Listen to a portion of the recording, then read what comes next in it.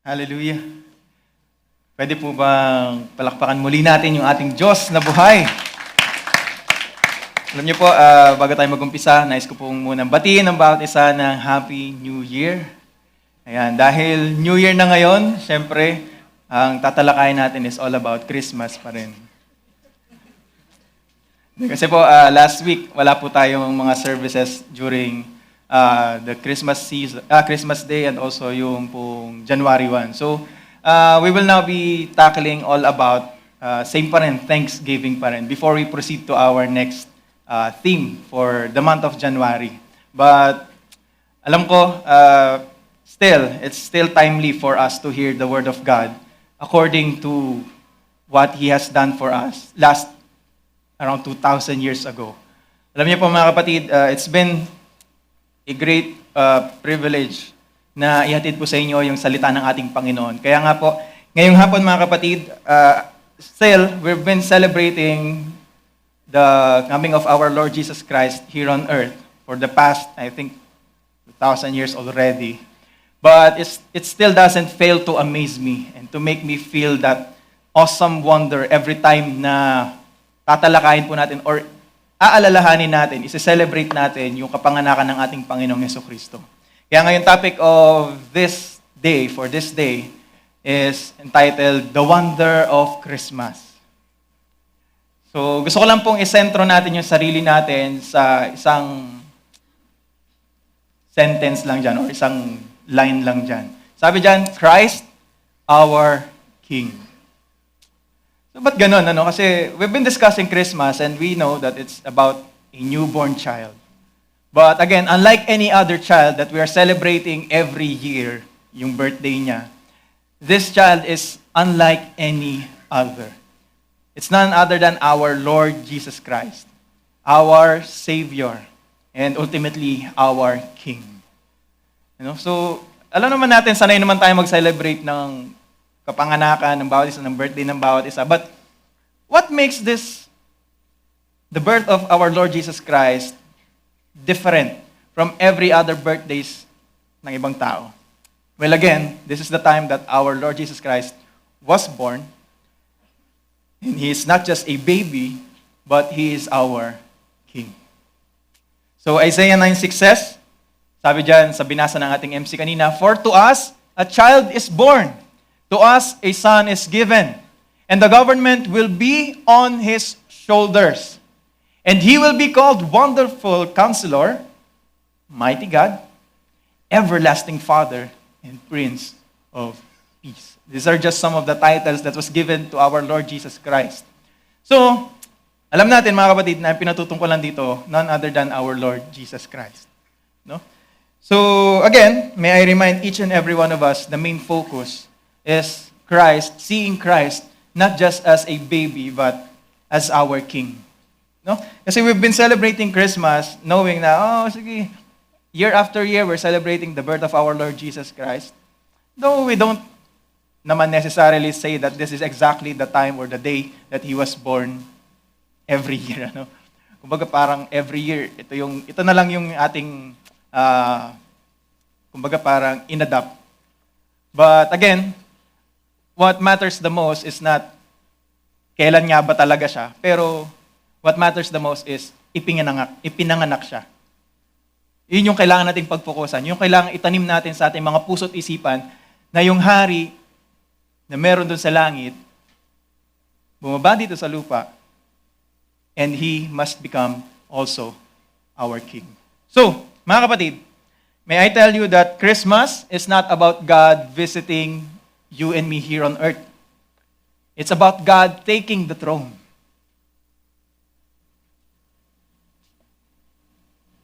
Naalala ko mga kapatid, when we talk about Christmas, we're always commemorating, lagi natin nakikita, may mga Belen, may mga, di ba, yung manger, nakikita natin yung image of the manger. But do we really understand sino yung pinanganak dun sa manger? Kasi for most of us, napakadaling tingnan, makita natin, may baby dun sa manger. Yes, may pinanganak dun sa manger. But do we really understand that that baby, that specific baby that was born in that manger was the King? Kasi minsan parang nire-reduce na lang natin itong Christmas as our yearly routine. As if na ito na lang yung time na we are commemorating or we are celebrating the coming of our Lord Jesus Christ here on earth. As a baby, not as our King. But hello, mga kapatid, this time, may I give emphasis to this. That baby that was born in that manger is not like the other babies that you know. He is something special. So special. Kaya nga, mga kapatid, again, may we remember Christmas as not something that is just yearly celebrated. But this is the start of God's redemption finally happening right before our eyes. Alam niyo po, for how many, siguro, for so long, the prophets and all of the characters in the Bible that follows God, they have been longing to see this opportunity. They want to see the Messiah, yung pagdating ng ating Panginoong Jesucristo. Matagal na nilang gustong makita, masaksihan yung pagdating ng Messiah. But some of them, or most of them, di nila inabutan. And imagine, how grateful would they be? I don't think makakatayo sila sa harapan ng Panginoong Jesucristo kung nakita man nila ng harapan yung pagkapanganak niya. The most possible thing that would happen is that they will just bow down their heads and they will worship our Lord Jesus Christ. Because that is the exact figure that they have been waiting for so long. Tagal nilang inintay yun, mga kapatid. At napakapalad ng bawat isa sa atin. Though we did not witness the very day or that very moment that Jesus Christ was born in that manger. But we know that it happened. At totoo yun. So, mga kapatid, Christmas is not about God visiting us. While the world celebrates a baby, heaven is announcing a king. If Christmas does not confront our loyalty, then you are missing the wonder that it has. Kung this time, I have been celebrating Christmas as if si Jesus Christ ay ipinanganak as a baby only. But I am not celebrating Christmas as Jesus Christ being born and being our King or my King. Kaya nga ngayon, mga kapatid, kung hindi pumasok sa isipan niyo yun, you're missing the wonder of what God the Father has done for us. What our Lord Jesus Christ has done for you and for me. So, I would like to share with you 3 points lang naman. Napakaikling mga points lang naman. But I hope that each and every one of us will understand that Christ is not just a baby, but He is our King. Sabi nga, point number 1, the wonder of the incarnate King. As I tell you, sabi dun sa talata rin kanina, unto us a child is born, a son is given. So, in here, this is talking about, Christmas is not about how small God became. Kasi, alam naman natin yung Diyos natin igdakila. Hindi natin siya pwedeng i-contain into just, di ba? Into just an idea or into just some baby. Pero for most of us, ito yung nangyayari. Ito yung nagiging image na tumatatak sa isipan natin. That every Christmas season, God became small. The God of heaven, the King of heavens, becomes so small that you can even trample Him upon. Kapag ginawa ka mo siya, parang, di ba? But the real thing, mga kapatid, is not about God becoming so small, but it's how close the King of heaven came to us. Yung dati na hindi natin nakikita, ngayon, when He was born as a child on that manger, you were able to be close to Him. Yung dati na sinasabi natin na Diyos na parang walang sino man ang pwedeng makakita kasi pag nakita nila, mamamatay. Yung Diyos na kahit sino man, hindi mo pwedeng Hindi ka pwedeng lumapit sa Kanya kasi may bahid ka ng kasalanan, siya ay sobrang holy. You are unworthy to be just near Him or even just say His name. Nandyan sa harap mo. Imagine, if you were born on that same moment and you are one who witnessed the birth of our Lord Jesus Christ. Did you get the idea? Are you getting the point? Yung Diyos na dati na sobra kong sambahin natin, sobra kong igalang natin, sobra kong sundin natin, here He is right now. And you have never been so close to Him. Wow. Nakikita niyo na po the difference between seeing God or Christ as a baby and seeing Christ as that baby, King. Well, I must tell you mga kapatid, that the kingdom of God enters history personally, as a person. Just like you and me. The reign of God arrives not as an idea, but as a person. Sabi dun sa verse na binasa natin kanina, for to us a child is born, to us a son is given, and the government will be on His shoulders. On the context of government, mga kapatid, we're talking about the reign, yung paghahari, pag-rule over. And this time, in Isaiah, he is talking about that child that was given to us, that child that was born, in whom the government will be upon His shoulders, nakaatang sa kanyang balikat, ibig sabihin, nasa kanya yung authority to rule. Before it was just an idea. Before it was just a concept. But now, personally, as a person, in the person of Jesus Christ, bumaba siya dito sa mundo. Yung dating ideya na maghahari yung Diyos, ngayon nakikita mo na ng harapan. Andyan na siya. He is here. He is here. Hallelujah. In John 1:14, palagi nating nababanggit to, palagi nating napapakinggan to. Sabi diyan, the Word became flesh and made His dwelling among us. We have seen His glory, the glory of the one and only Son, who came from the Father, full of grace and truth. Here, God's eternal Word enters human history. And His kingdom becomes visible and touchable.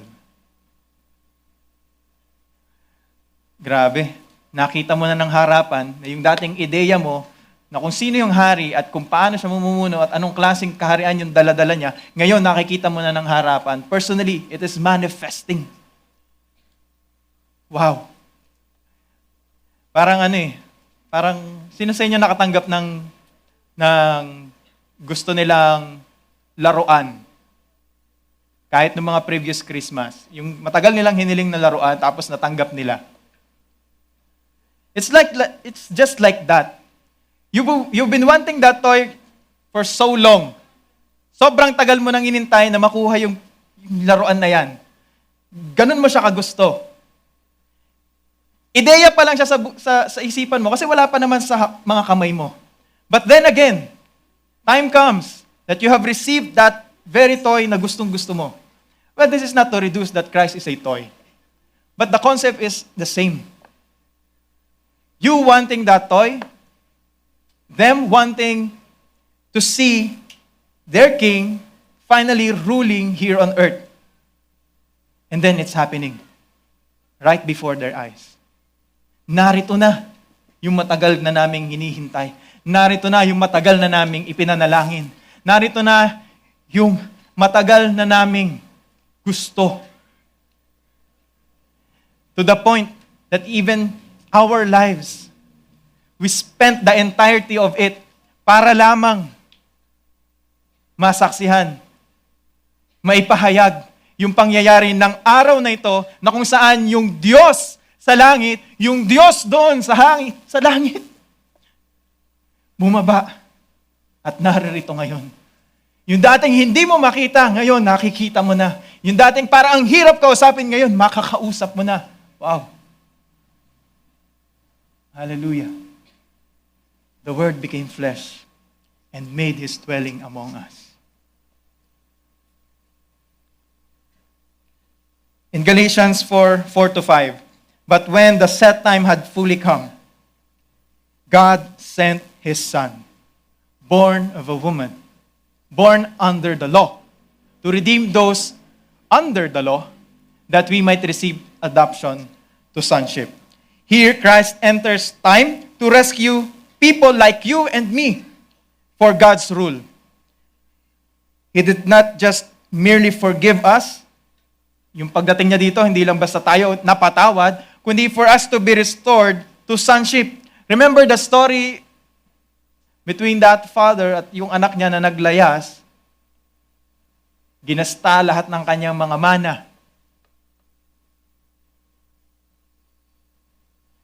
Ended up in a desperate situation that he even resorted to going back to his father,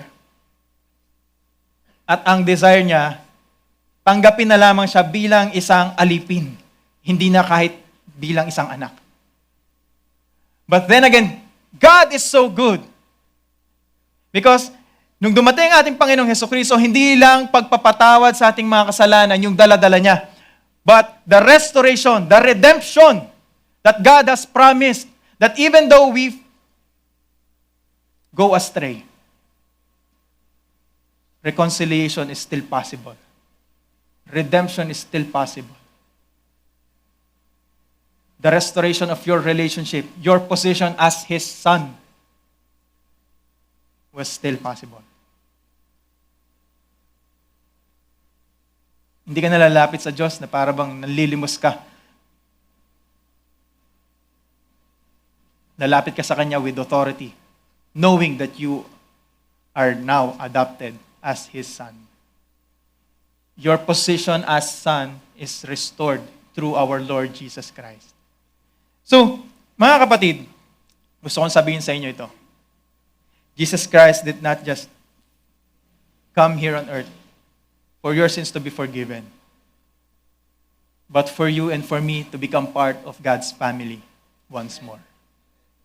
Palakpakan natin yung ating Diyos. For some of us, parang napaka-imposible nito. Parang inisip natin, tayong makaaway ng Diyos, tayong mga rebelde sa mata ng Diyos, magiging parte ng pamilya niya dahil kay Kristo? To the point that they even see Christ being born in that manger as a weakness. Ang tingin nila, may hari ba talagang pinanganak sa sabsaban? Parang hirap paniwalaan, no? Kasi pag alam natin hari, saan nakatira? Sa palasyo. Ano yung ginagamit niyang mga kubyerto? Saan gawa? Tingin nyo. Ano yung nilalakaran niya? Grabe. But again, God never fails to surprise us and to amaze us. The highest of kings, entered into this world in that manger, showing you that even He has every right para sambahin, para paglingkuran, para yukuran. Mas pinili niya na ipakita na sa kanyang nasasakupan, kung gaano sila kawiling na paglingkuran siya, mas willing siyang paglingkuran sila. And how lucky, gaano kaswerte ang bawat isa sa atin, that the highest of kings chose to serve us. To the point that even He humbled Himself, not considering Himself as equality with God, something to be used to His own advantage.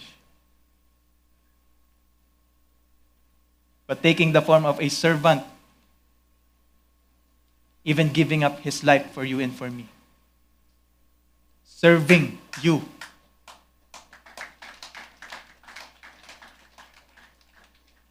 Meron na ba kayo nakitang hari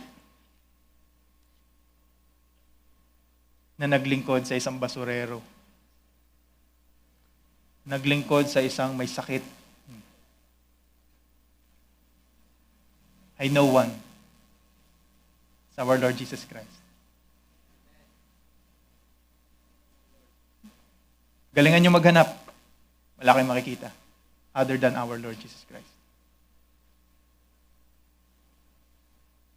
Hari? Naging alipin mo? Tagapaglingkod mo? Not alipin, but tagapaglingkod mo.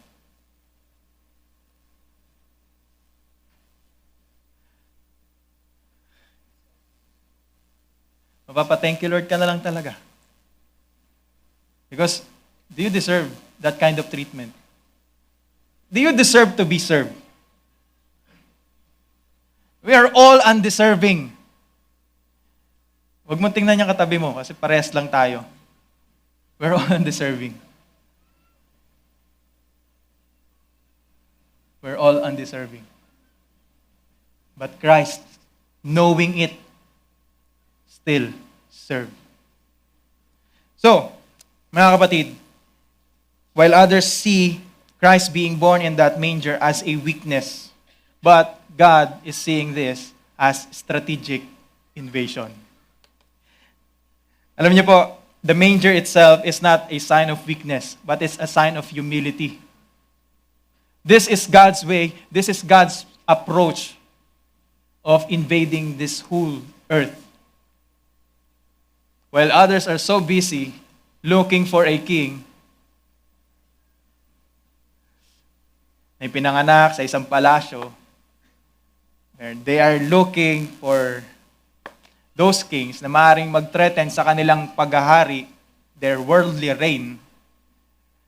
Habang sila'y nakafocus doon, here God is doing God things na minsan hindi mo maintindihan, but once you understood the purpose and the beauty of it, you will be amazed. Kung pinanganak si Kristo, ako naisip ko, pinanganak si Kristo siguro sa isang malaking kaharian, baka nilusob na yun, ginera na yun ng mga naghanap sa Kanya. But here God is. Akala mo parang no? parang kawawa si Kristo kasi pinanganak sa isang sabsaban. Pero come to think of it, practically, wow. Very strategic. At ganun ka-wise yung king na meron tayo.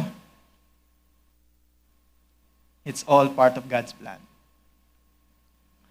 Again, I must tell you mga kapatid, that the manger is not a sign of weakness to Jesus Christ, but it is God displaying His strategic invasion here on earth. That while others are so busy looking for a king that is born in a palace, here He is. Having Jesus Christ born in a manger where no one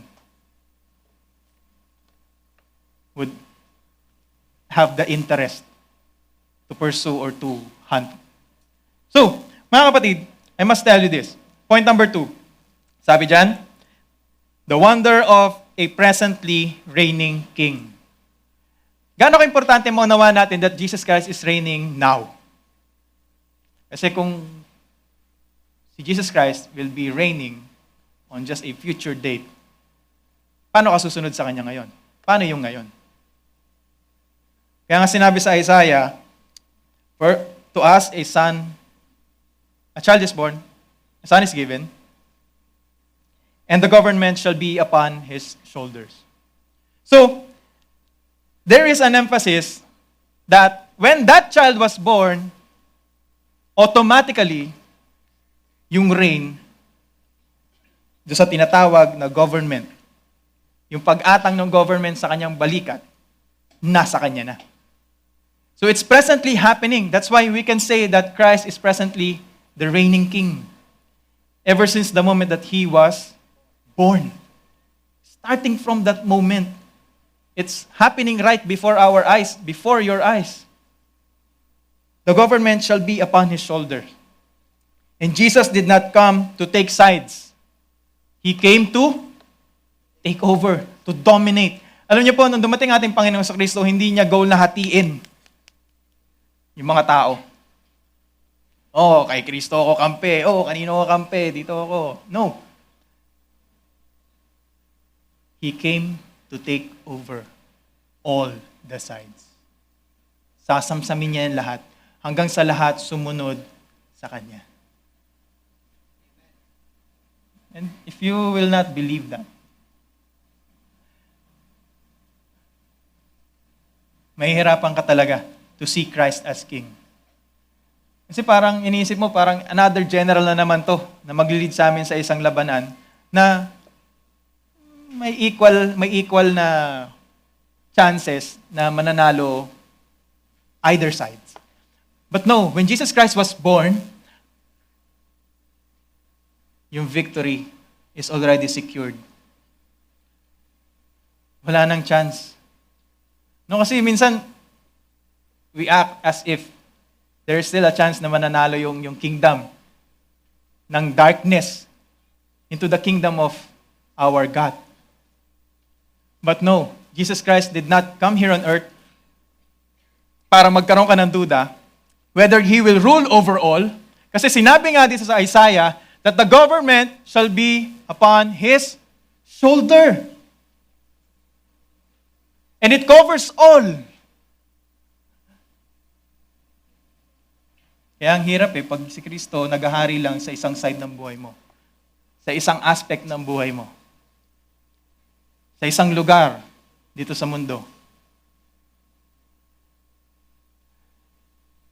Ngayon, naunawa natin that Jesus Christ must rule over all.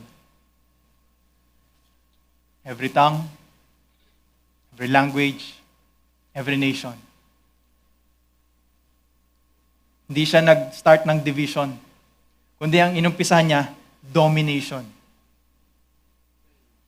Reign over all.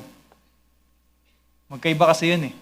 Parang sinasabi natin that Jesus Christ came to have competition with the kingdom of darkness. No, there's no competition at all because Christ has already the victory and He has already won. Palakpakan natin yung ating Diyos. Hallelujah. When Jesus Christ said in Matthew 28:18, then Jesus came to them and said to the disciples, all authority in heaven and on earth has been given to me. The government shall be upon His shoulders. All authority in heaven and on earth has been given to me. Wow. Nagko-contradict ba? Hindi. Swak eh. Glory to our God. After the resurrection, this time, Jesus Christ is declaring His kingship not in the future tense, but the present reality. Finally, from the mouth of the King Himself, there is this proclamation that all authority has been given to Him. Before kasi, baka inisip nyo, dahil time pa ni Isaiah to, okay. Hindi naman sinabi ni Jesus Christ, si Isaiah nagsabi, well, hello. Even Isaiah was pertaining to Christ. So, mahirap na sabihin na si Kristo ay hindi pa naghahari. Dapat paniwalaan mo that si Kristo is reigning. He is now the present reigning King here in heaven and on earth. Now, sabi dyan, not future tense, but present reality.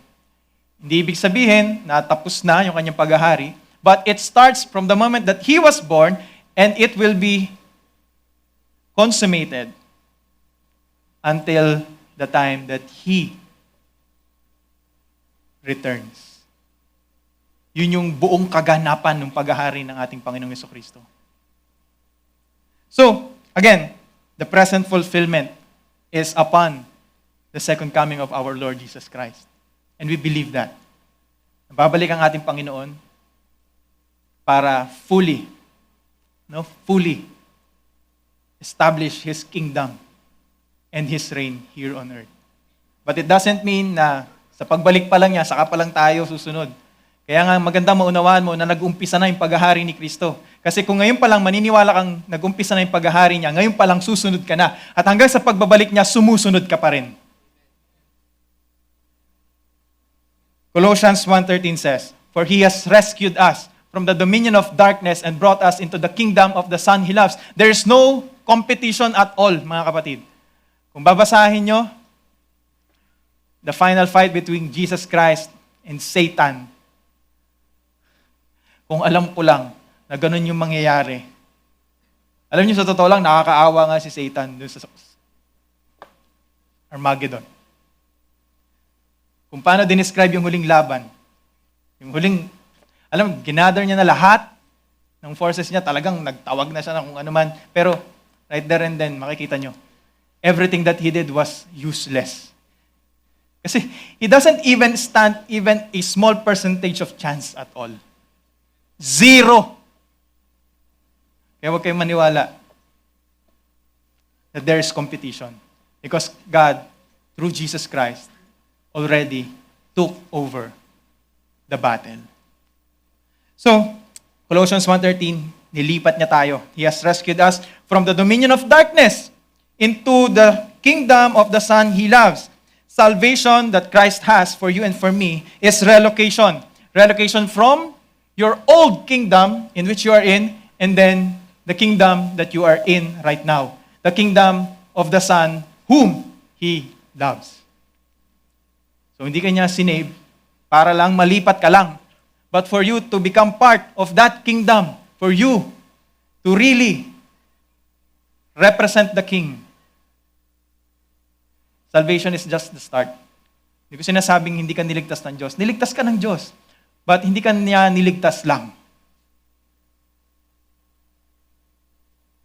Meron siyang gustong ipagawa sa'yo.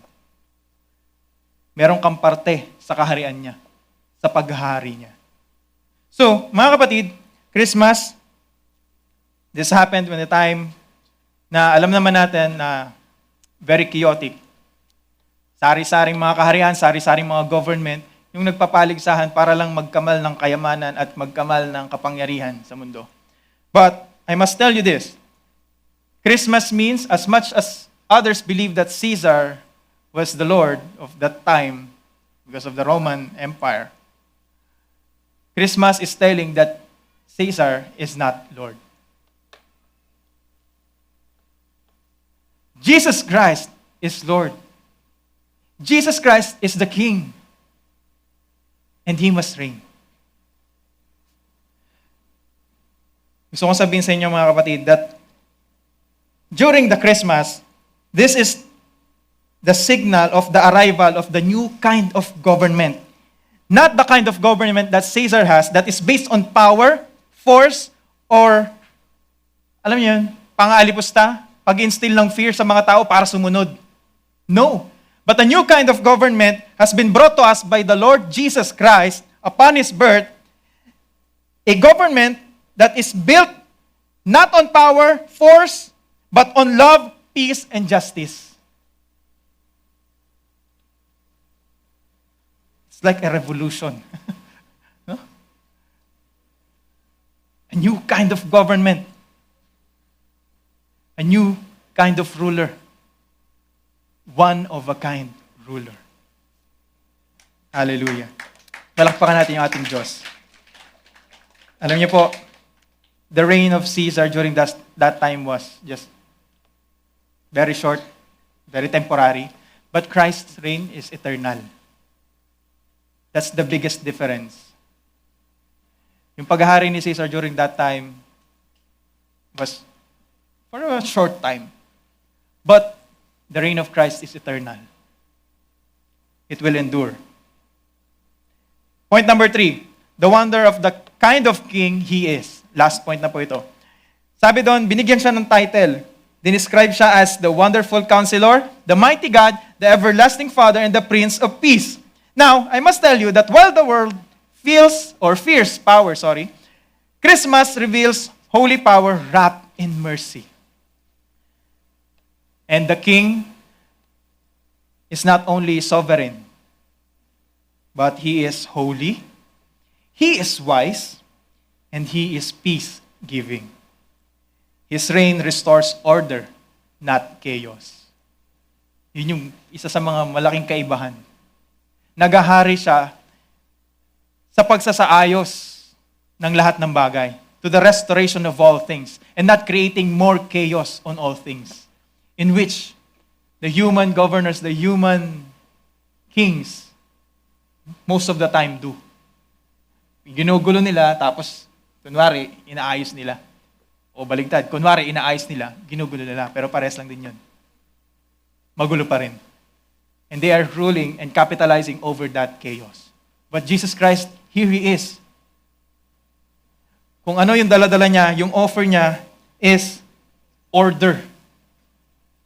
Restoration of all things back to its original intent, back to its original purpose, and back to its original design.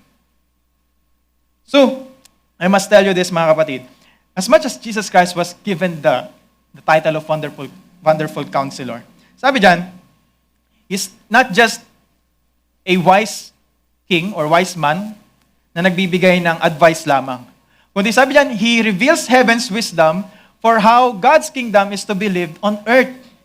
Binibigay niya yung pamamaraan or yung standard ng langit para ito ay maging standard dito sa lupa. Hindi lang siya basta nagbibigay ng payo sa okay, ito yung gawin mo. Parang suggestion lang niya, hindi. Ang sinasabi niya sa yung pinaka-standard. Kaya He is so wise. Why? So accurate yung binibigay niya sa'yo na instructions. It's not just a counsel na tatanungin mo, ano pong pwede kong gawin, ano yung ganito kanyan. Kundi talagang, when He gives you the instructions, He gives you that along with the authority. Na yung gagawin mo, na according to His instruction, will really be a success. So, Jesus, as the wonderful counselor, demonstrates God's perfect wisdom in guiding His people. Alam niyo po, He provides insight that even passes or surpasses human understanding. What other humans can think of or cannot think of, He can think of it. Kung ano hindi kayang isipin ng tao, kayang isipin ng Diyos. That's why He really became He was really given this title of Wonderful Counselor. Because He understands all things more than we understand it. And He has given you the right instruction, even in the wrong circumstances that you are in. So, mga kapatid, He is also called the Mighty God. He is the child in the manger, sabi dyan, the conquering king whose divine power defeats sin, Satan, and death. Jesus as the mighty God demonstrates His divine power, authority, and sovereignty over all creation. He is fully God, able to save, protect, and rule His people with unmatched strength and wisdom. Walang makakapantay sa Kanya. Ang kapangyarihan na meron siya, can even defeat sin, Satan, and death. A power that none of us possess. Kahit gaano ka pa makapangyarihang hari. You can never defeat sin kasi may mga haring nagkakasala. May mga haring natatempt ni Satan. At may mga haring namamatay.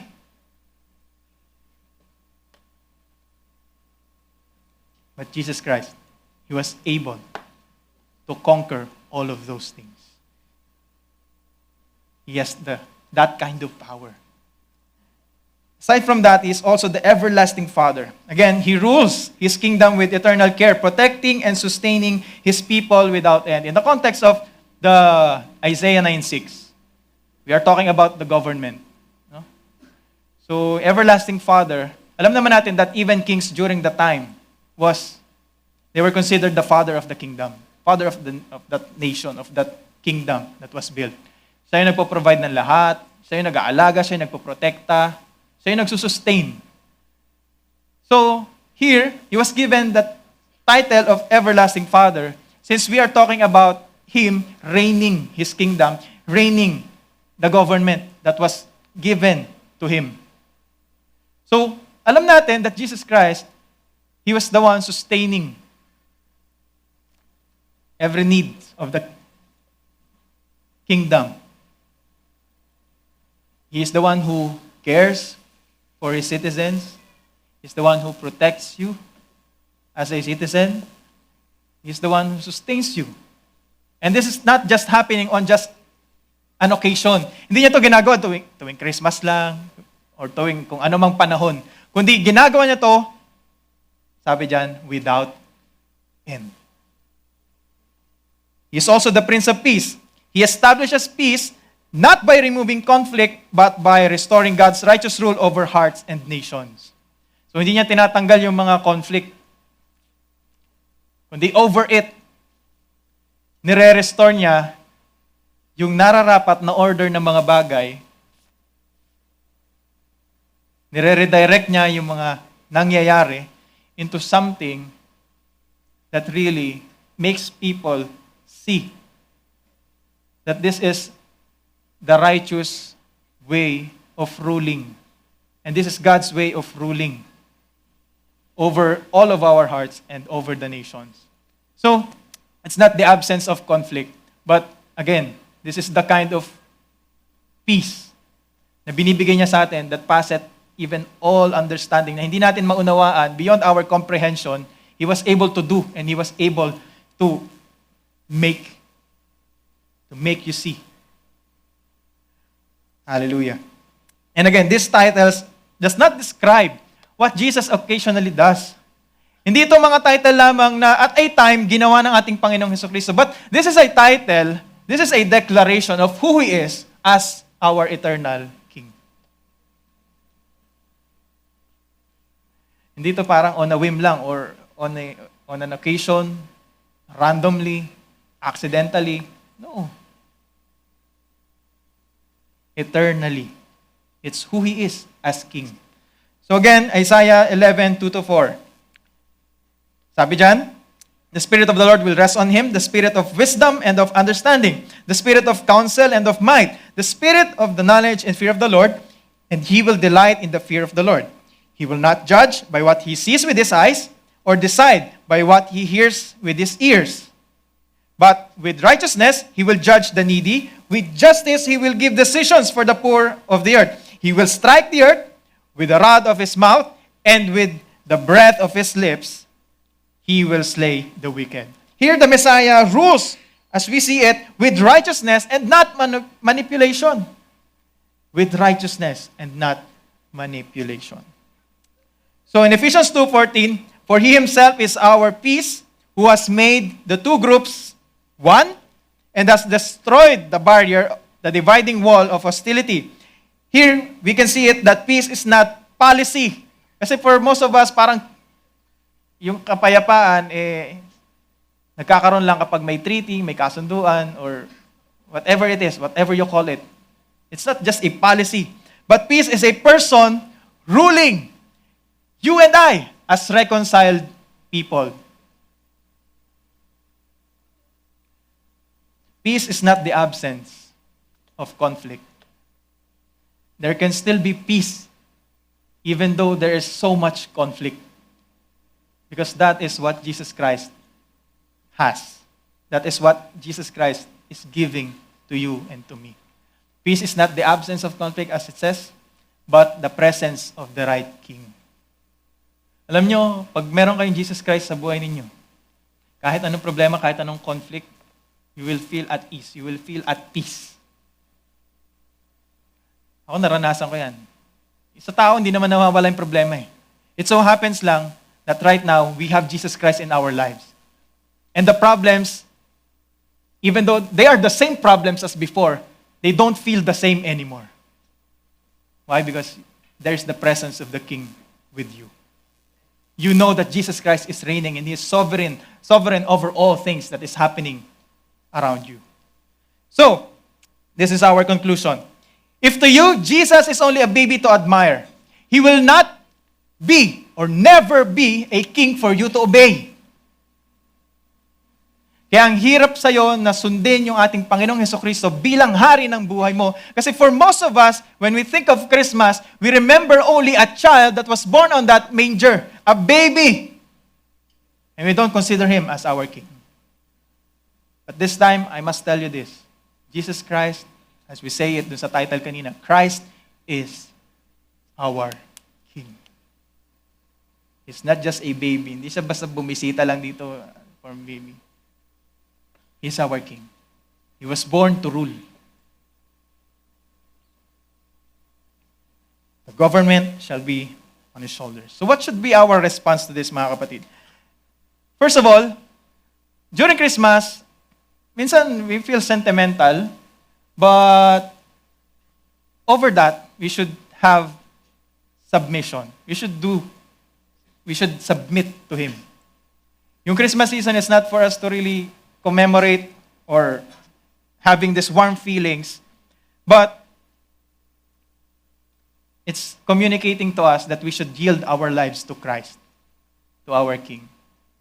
Pangalawa, it's not nostalgia, but allegiance.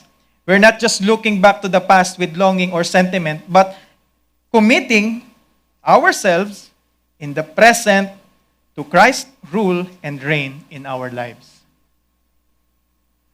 Number 3, it's not just a tradition. We don't celebrate Christmas out of tradition, but out of kingdom loyalty. We're not just preserving religious customs or inherited practice sa ating mga ninuno or sa kung sino man na nauna sa atin, but practicing a lifestyle of full obedience that transforms from the inside to outside. So, kasi pagka tinignan lang natin ito bilang tradition, parang gagawin lang natin siya kasi ginagawa ng iba. Parang go with the flow ka lang. Pero ang gusto ng Diyos, makita yung kingdom loyalty. It's you practicing that lifestyle of full obedience na nagmamanifest kasi nagbabago yung inside at nakikita from or towards your outside. So, in Revelations 11:15, sabi ko sa inyo mga kapatid, the seventh trumpet, sabi diyan, the seventh angel sounded his trumpet, and there were loud voices in heaven which said, the kingdom of the world has become the kingdom of our Lord and of His Messiah, and He will reign forever and ever. So this Christmas season, mga kapatid, is not a season for you to just remember Christ. It's about Christ being remembered or being recognized as King. Hindi siya para maalala mo lang siya bilang isang bata, bilang sanggol na ipinanganak, kundi para maalala mo na siya yung hari ng buhay mo. Siya yung hari ng mundong ito. Siya yung hari ng lahat dito.